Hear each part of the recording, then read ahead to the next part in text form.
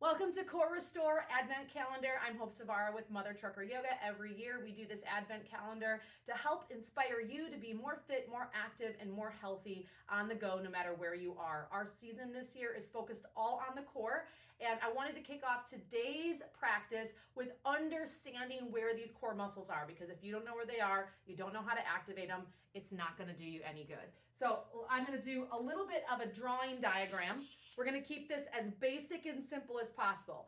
So if you have some fancy degrees, awesome, great. I am teaching this at a 5th grade level. After about 10 years of studying the core in multiple different capacities, I want to break this down and make this as easy as possible. I don't care if you're a truck driver, I don't care if you're a school teacher, you're a plumber, you're a stay-at-home mom, whatever you are, you can better your body and you can strengthen your core, but you got to know where it is.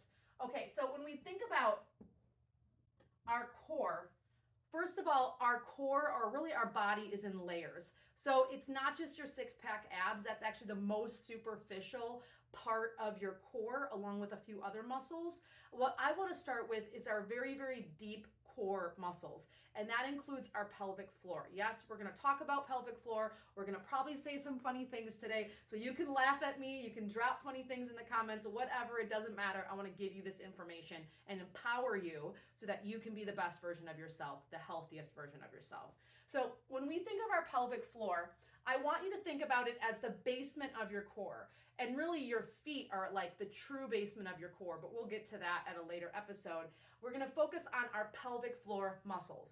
And when you think about the bony protrusions that are at the bottom of your core, okay, in your trunk, we have our pubic bone, that's in the front of our body. We have our tailbone, that's in the back of our body. And then we have our ischial tuberosities, which sometimes people call our sit bones, okay? And so these bony landmarks make up what looks like a pelvic triangle. Now, if you're a female watching, you notice that like I'm wearing yoga pants or workout pants. They have that like ventilation triangle on the bottom.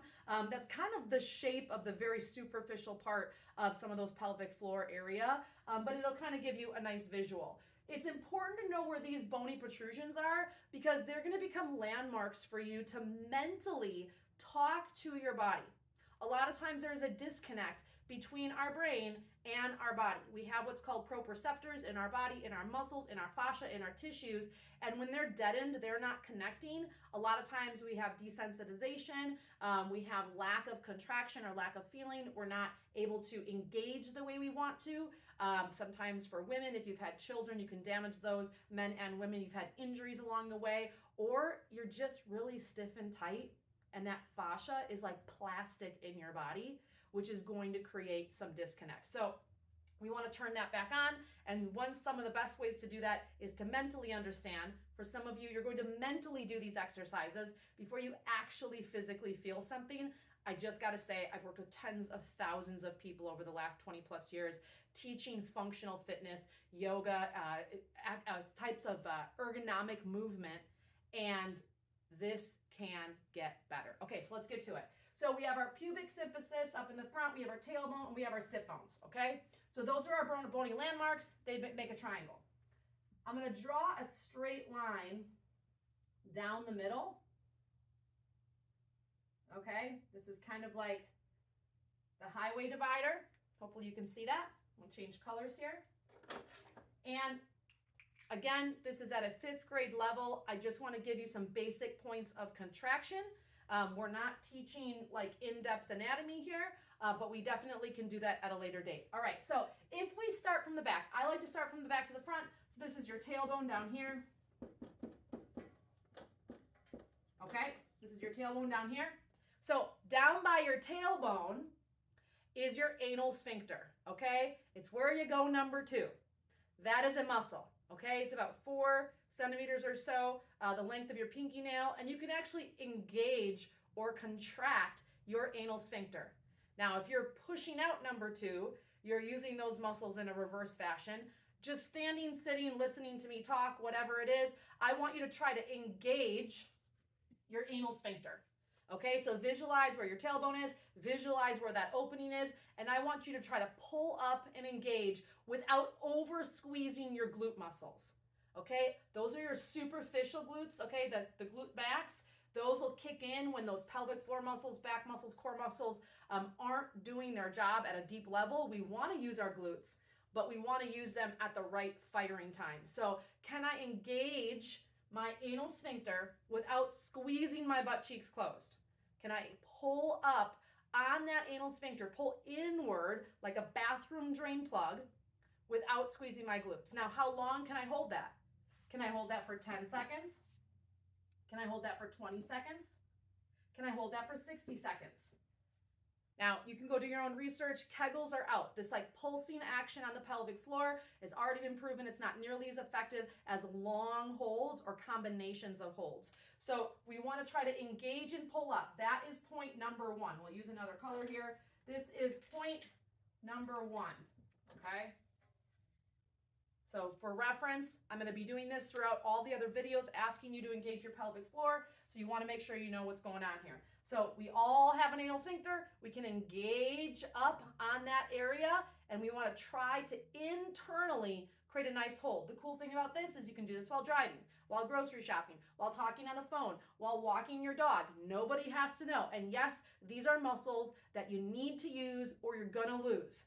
I always think in my head, I don't want to wear Depends when I get older.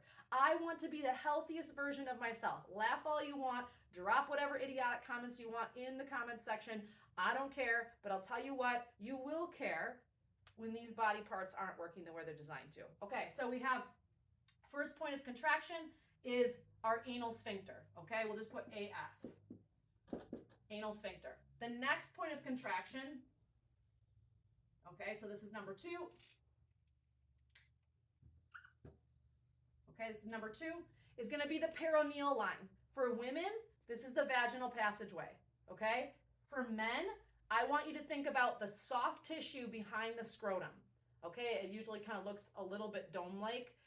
That's where we're thinking about engaging. So it's right in front of the anal sphincter, but right behind that soft tissue behind the scrotum, okay? So this is that second point of contraction. For women, I want you to think about engaging up on the vaginal passageway. This is like hugging up on a tampon. This is like engaging in intercourse. Men, if you've ever been socked in the groin and you pull up internally, you've been in cold water, you flexed an erection. Yes, I just said that. All of that is utilizing your pelvic floor muscles. Again, use them or lose them. And so I want you to think about, can I engage? This is usually the hardest one. Can I engage internally? If I would take a pull, drill straight down through your head and come right out between your legs, it would come out right through this perineal tissue. Now there's other tissues that are connecting, that are crossing, coming in at angles. I'm just keeping this super easy and basic. We're looking at kind of a roadmap to where we want to engage so that this gets easier for you, okay? So we want to think about drawing up internally. Now, this is going to be the most challenging one. It's going to be the most fatiguing one. How long can I hold this contraction? Maybe nothing happens when you do this. Now, there are other exercises where we can actually cut our pelvic floor into 4 quadrants and try to activate all those different areas. That's for another day. But we're wanting to, again, anal sphincter. Now we're at the perineal line and we're at the center of the pelvic floor. I'm trying to engage here for women. Think about that vaginal passageway. I'm pulling upward and inward. This is the cool part too. When we engage the pelvic floor properly, we actually feel the lower abdomen draw up and in.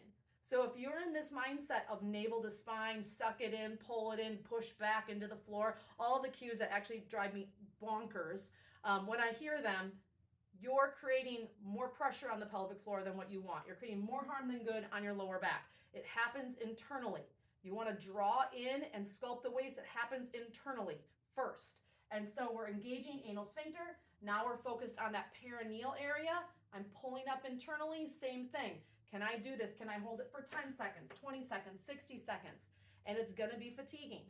And so I want to focus on that area. The last area is going to be up by the pubic symphysis. And so the urethra is here. So if you've ever stopped the flow of urine, okay, if you've ever stopped the flow of urine, that is using your pelvic floor muscles. And so I want you to think about right up by the pubic bone, and you are going to feel a little bit more of a pull in on your core, but it's happening from the bottom up. It's not happening from the belly button in. Please stop doing that. It is going to create more harm than good. And so these are the 3 points of pelvic floor contraction that we want to focus on, this upward action, so that we, one, can create a stronger core, keep our organs in place, create a stronger back.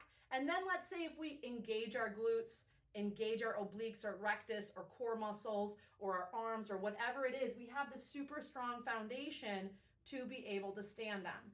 And so this is going to be the basis of this Advent series, of this series of core exercises. And you want to come back to this. You want to come back to this over and over and over and practice it throughout the day. Practice it every day. So when we come together, you're like, I got this. So let's review. Anal sphincter. I'm drawing upward and inward without over clenching my butt cheeks, without over clenching my glutes. That is a sign that this is not firing, that you're not connected there. Now we're at that second point, my perineal area.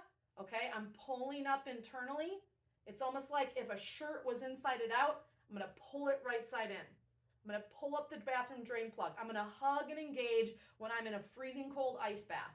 That is the contraction. You are going to feel that here as well, but it's happening from the bottom. And then finally, the third point is up by the pubic symphysis.